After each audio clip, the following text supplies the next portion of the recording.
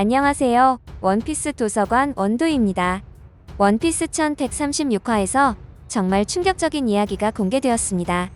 이번 챕터에서 오다는 태양신 니카에 대한 내용을 조금 더 자세하게 언급하기 시작하는데요. 그중 파괴의 신이라는 또 다른 니카의 형상이 언급되었습니다.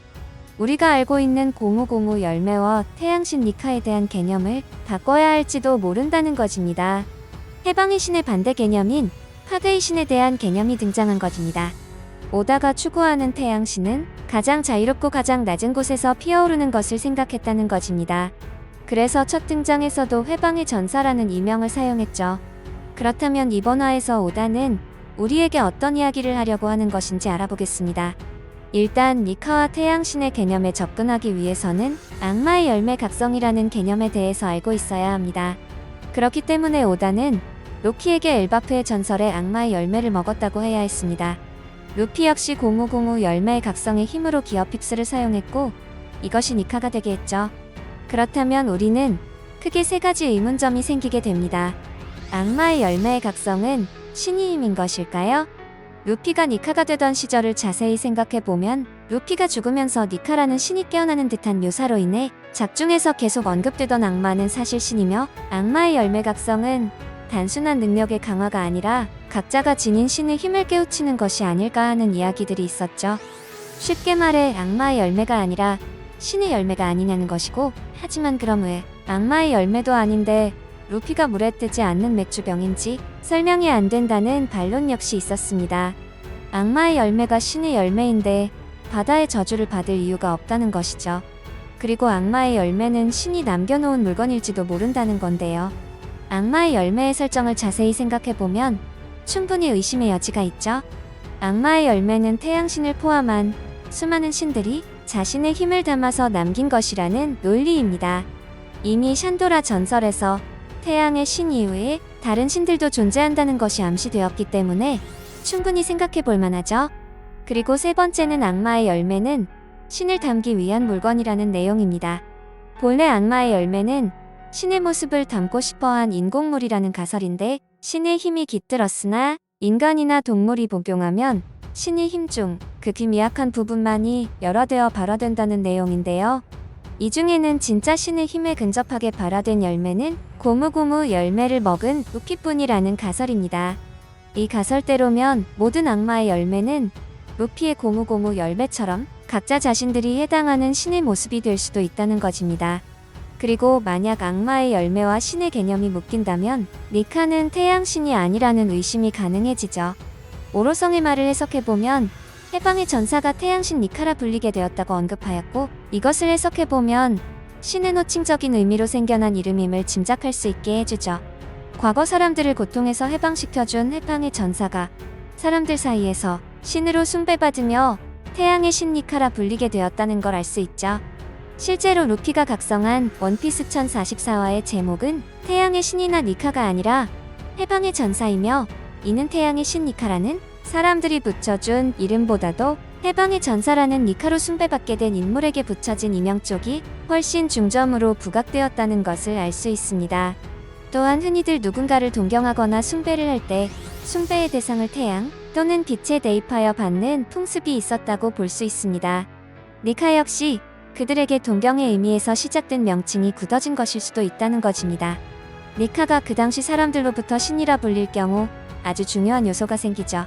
바로 천룡인의 적이 된다는 뜻입니다. 사람들을 수탈하며 그들의 피와 눈물로 자신들의 욕심을 채우며 신이라 불리는 그들의 반대의 사람들을 구해주고 웃게 만들며 똑같이 신이라 불리는 니카가 있다는 것이죠. 거기다 천룡인의 상징인 하늘을 밟는 용의 발굽의 대극으로 존재하는 게 태양의 적단이 각인을 없애고자 남긴 태양의 각인이라는 것을 기억하셔야 합니다. 어쩌면 이 천룡인과의 적대 관계가 악마의 열매에 그런 이름이 붙은 근거가 될 수 있을지 모른다는 것입니다. 세상을 지배하는 천룡인들에게는 악마와도 같은 느낌을 가졌을 것이고, 그것들을 악마화시켜야 대중들에게 반감을 살 수 있었을 테니까요.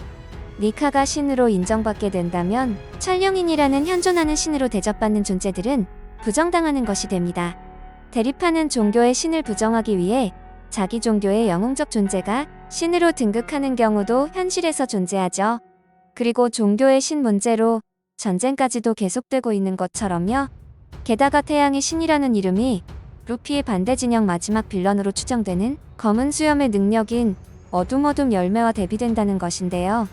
신기하게도 검은 수염과 루피는 서로 대비되는 부분이 많았는데 루피가 어둠의 반대인 태양을 상징하는 태양신으로 다시 등장하면서 검은 수염과 악마의 열매까지 대비되게 되었습니다.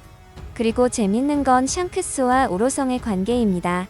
과거 오로성들의 반응을 보면 드디어 확보한 고무고무 열매를 탈취당해 호지우를 하옥할 정도로 분노했던 오로성이고 차라리 카이도를 도와 루피를 해치우라고 할 정도로 극히 경계하고 있음에도 불구하고 오로성은 열매를 털어간 장본인이 샹크스가 찾아왔을 땐 자네를 위해 시간을 잠시 냈다는 식으로 선대하였고 과거의 일에 대한 앙금도 없어 보였죠.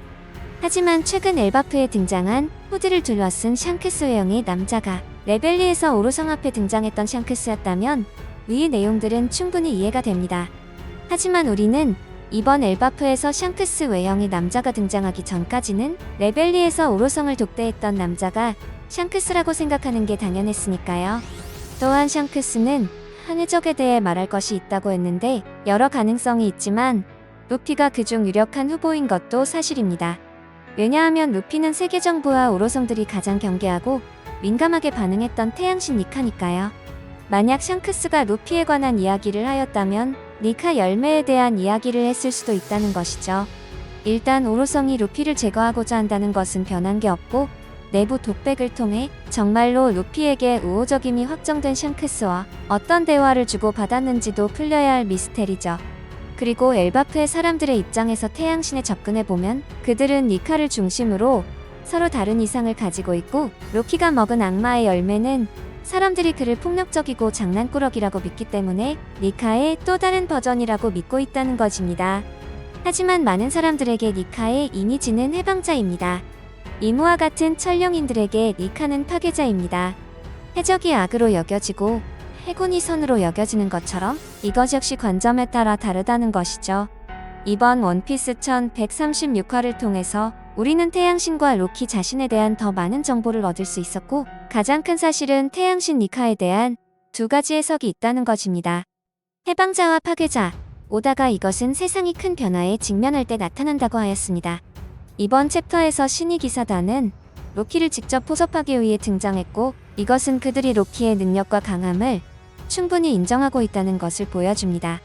오다는 계속해서 로키가 태양의 신, 그리고 더 나아가 니카가 될 것이라는 증거들을 반복하고 있으며 로키를 설명할 때면 항상 파괴의 신 저주의 왕자를 강조하고 있습니다. 그리고 엘바프에 내려오는 전설의 악마의 열매를 먹었다고 연결짓고 있죠. 하지만 결국 태양신도 악마의 열매에서 파생된 것이고 그 능력을 사용합니다. 비능력자로 알려진 샹크스가 로키를 봉인했다는 것은 샹크스가 로키보다 더 강하다는 것을 의미한다는 것이죠. 결국 샹크스의 패기가 태양신의 힘을 능가한다는 것을 의미하는 것일까요? 저는 최종장이 진행될수록 오히려 샹크스의 신비감만 더욱 올라가는 느낌이 드는 것은 왜일까요? 그리고 오다가 20년 전부터 루피와 같은 곳을 바라보고 있지만 완전히 다른 방법으로 신이 되려는 인물인 검은 수염의 움직임까지 정말 기대되는 엘바프입니다. 재미있게 보셨거나 재미없게 보셨다면 구독, 좋아요 부탁드려요. 사랑한다고요.